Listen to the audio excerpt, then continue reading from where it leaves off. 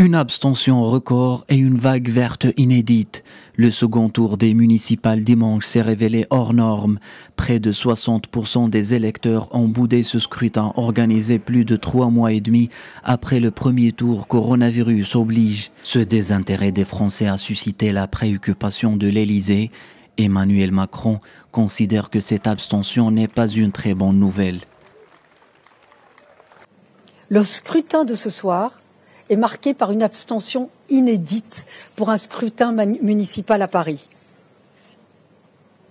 Mais ce soir, je ne pleurerai pas avec le cœur des pleureuses. Car cette abstention n'est pas la faute des Français. Elle est de la responsabilité de ceux qui nous gouvernent, de ceux qui ont gouverné, localement et nationalement. Les écologistes se sont imposés dans ce scrutin comme la principale force de gauche en France, comme dans de nombreux autres pays d'Europe.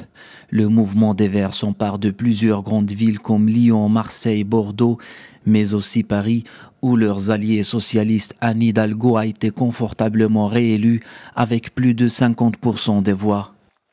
Vous avez choisi l'espoir, vous avez choisi le rassemblement, vous avez choisi un Paris qui respire, un Paris plus agréable à vivre, une ville plus solidaire qui ne laisse personne sur le bord du chemin.